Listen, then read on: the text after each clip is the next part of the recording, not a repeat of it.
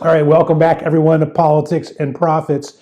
Of course, it goes without saying we live in crazy times, and a lot of people are reassessing, trying to re strategize how to be more productive. Well, joining me this time from Oregon, I believe it is, we'll get that clarified here in a moment, is international speaker and award winning business coach. She's been featured on ABC, NBC, CBS, Fox. She's an official speaker for the Think and Grow Rich Legacy World Tour. And by the way, the former Mrs. Oregon beauty contestant winner. Let me welcome Lori McNeil. Lori, good to see you. So good to be here. Thank you so much for having me. Okay. And when I mentioned the beauty contestant title, that's when I remembered, yes, she is from Oregon.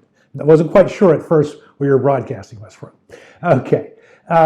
So where do we begin? Where do we begin here, Lori? A lot of people are now trying to reassess how to be more productive during a time which is chaotic and demanding.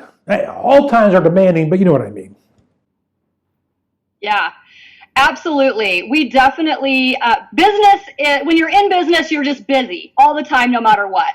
When there's things that hit you in life that are unexpected and cause a little bit of extra busyness and chaos, then of course you have to make sure you have those strong foundations in your business and in your life in order to quickly withstand the test of time and make pivots or do whatever needs to be done. And we've definitely experienced a lot of that in the world in the last few months. And there's so many important aspects to really understanding how to navigate that. And what I'm seeing is that a lot of people are they're so stressed out, which is throwing off their focus on the things that they need to be doing in order to stay productive and stay focused on solving problems and on solving what it is that they need to solve in their business in order to continue to be that authority and be that a leader in their business industry.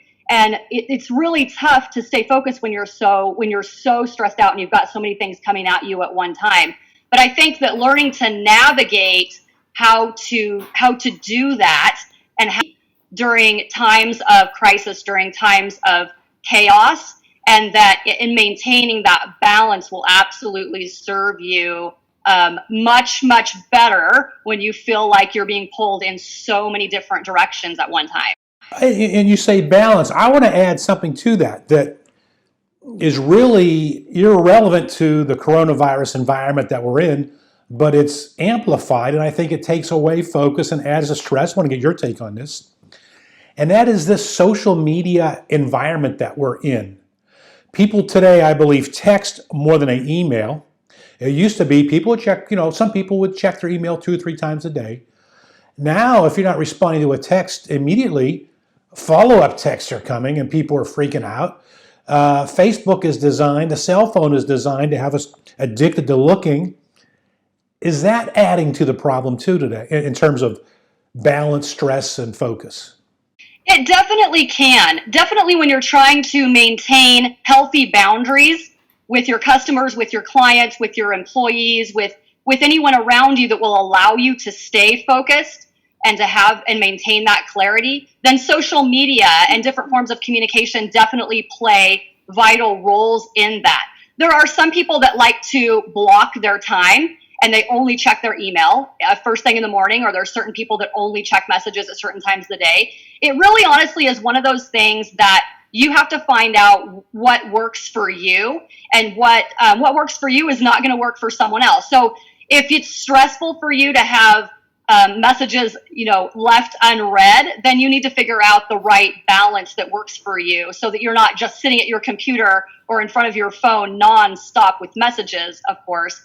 But you definitely need to not play into the stress and the chaos sometimes that our world can create, or that your business industry can create, by sending tons of emails or tons of Facebook messages or texts or whatever that is, and make sure that you are maintaining your own balance so that you're not putting the unneeded stress on someone else.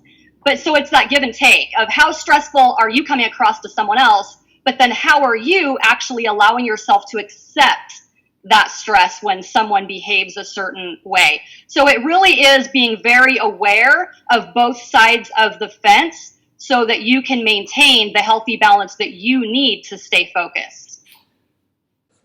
Easier said than done, or not?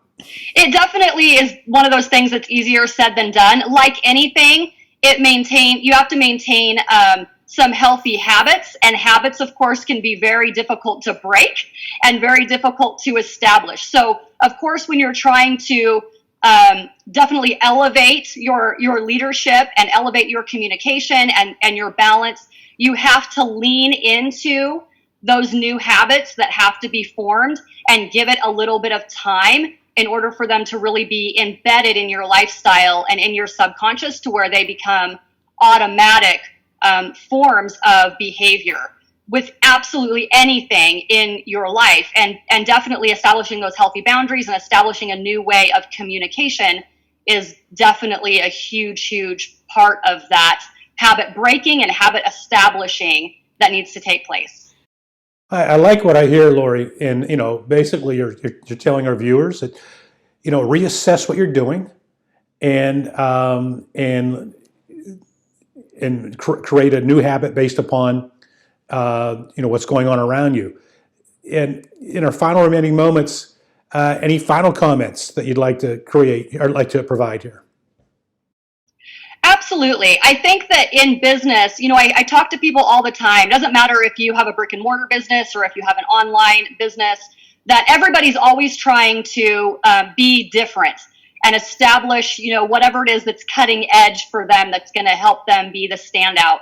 And there's definitely a lot of very basic things that people could be doing that they're not doing, right? So it's just a matter of finding out where your people are, where your ideal client is, where your ideal customer is, and how you can reach them in a more authentic way. That might be social media, that might be something a little bit more traditional, but be very authentic with how you're building relationships with people and let them know truly that they matter. And that may sound really simple, but it's very, very basic stuff that I see every single day that entrepreneurs and business owners can be doing that they're simply not doing. So you want to think outside of that box in a way, because some of the basic things are things that people aren't doing. So sometimes getting back to the basics is actually what you should be doing in order to put yourself on top. I like what you say, reassess what's happening. Sometimes the basics work,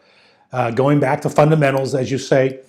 And the other thing I just want to end with here, Lori, is your comment, I think, is an important one when you say, I forget exactly how you phrased it, but communicating in a way that your customers and prospective customers enjoy or appreciate. You said it a better way than I did. But I think particularly in today's stressful environment, people are looking to do business with people who bring a positive energy to the table, as well as help them accomplish what they're trying to accomplish. Absolutely, definitely.